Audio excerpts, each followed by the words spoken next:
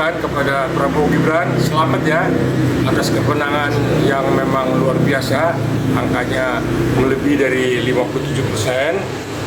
Kedua juga kepada rakyat yang telah mempercayai Prabowo Gibran untuk memimpin bangsa ini untuk 5 tahun ke depan. Jadi rakyat juga kemarin mencoblos itu dengan senang ya, dengan gembira, dan pagi-pagi sudah berangkat ke TPS untuk memberikan suaranya. Ternyata suara yang diberikan kepada Prabowo Gibran memenuhi syarat untuk sekali putaran.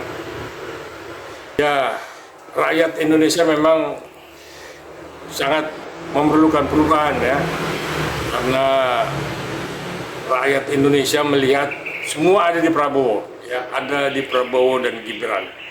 Baik strategi, baik kecerdasannya, baik juga memang insting dan nalurinya Prabowo, dan juga apa yang memang belum diselesaikan oleh Jokowi, niscaya rakyat percaya kepada Prabowo dan Gibran itu akan diteruskan.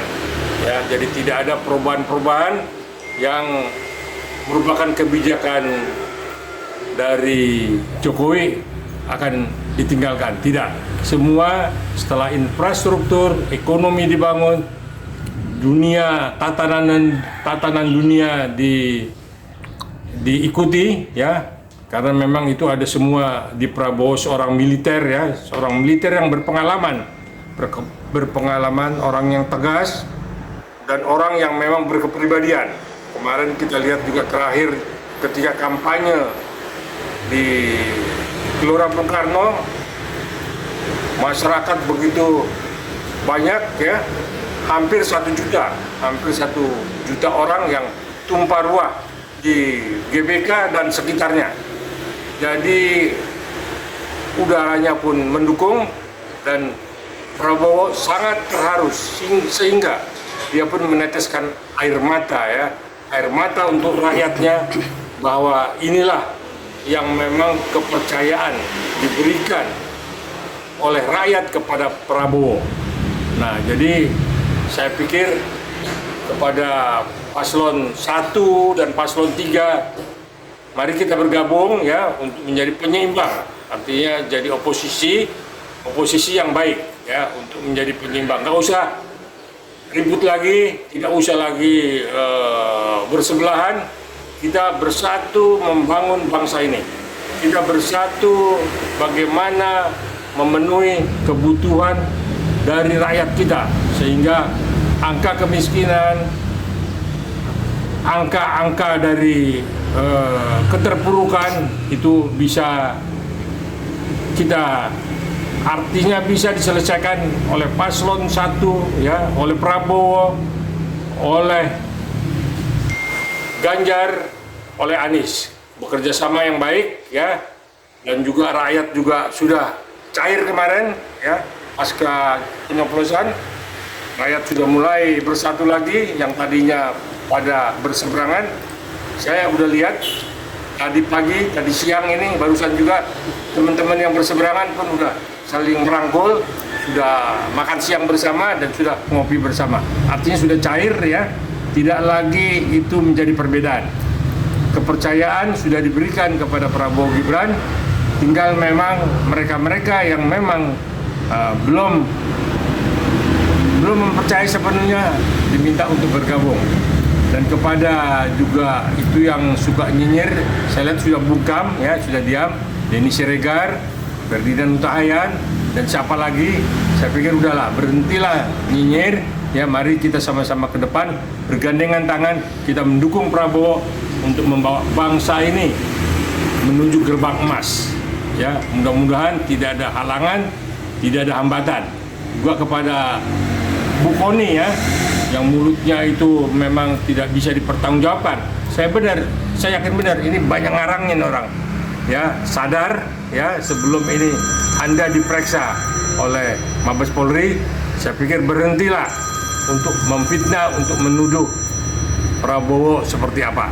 Jadi mari kita bangun bangsa ini bersama Prabowo, kita bergandengan tangan semuanya, tidak lagi ada perbedaan antara kita dengan paslon 1 dan paslon 2. Semua sudah selesai, pasca pencoblosan kita bersatu untuk sama-sama bergandengan tangan mendukung Prabowo Gibran.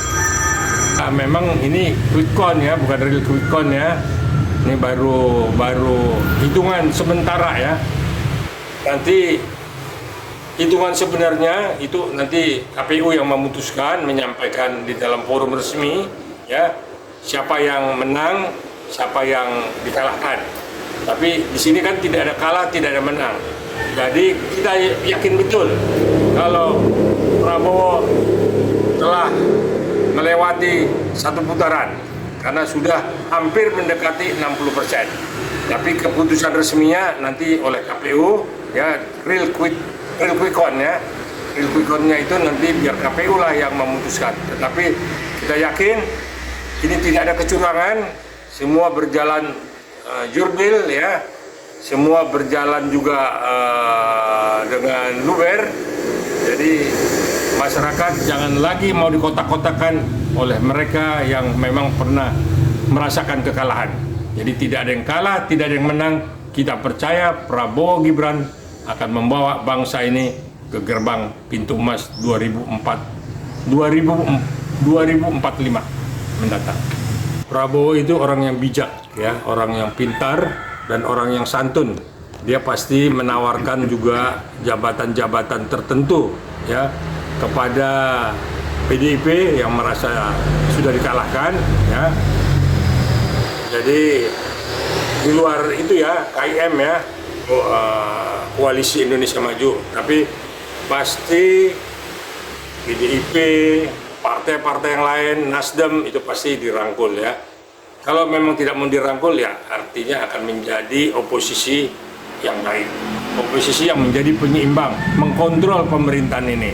Saya pikir ini akan kerjasamanya akan baik ya, karena di sana ada Puan yang memimpin DPR MPR ya, di sini ada Prabowo yang telah terpilih ya, dan Gibran telah terpilih menjadi wakil presiden, sehingga kerjasama itu saya pikir akan baik, karena memang kita semua mesti untuk rakyat ya, jangan kita untuk kepentingan partai, kepentingan kelompok atau kepentingan golongan, tidak, semua untuk rakyat, berjuang untuk rakyat ya, membangun bangsa ini supaya memang Indonesia ini menjadi negara yang memang benar-benar di dunia internasional sangat diperhitungkan. Sekarang kita sudah posisi nomor 9 ya, sebentar lagi kita akan menjadi posisi yang ekonominya kuat, fondasi ekonominya sangat kuat.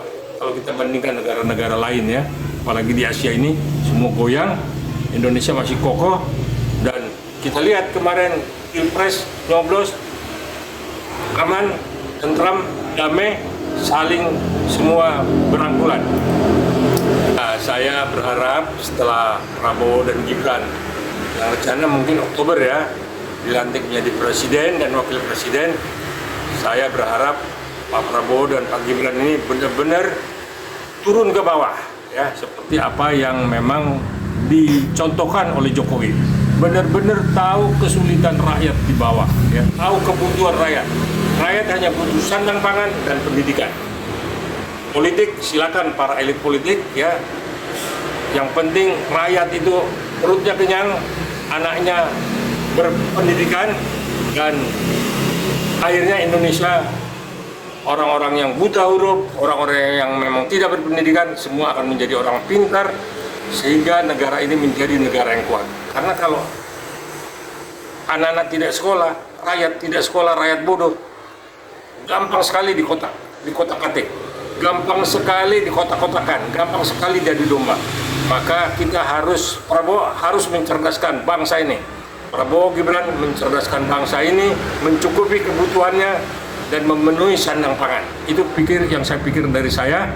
Yang paling pokok juga penegakan hukum ya, itu mafia-mafia ya, para koruptor itu segera ya dibuat undang-undang perampasan asetnya ya, perampasan aset untuk para koruptor, sehingga dihukum seberat-beratnya para koruptor dan asetnya dirampas untuk kepentingan bangsa dan negara ini.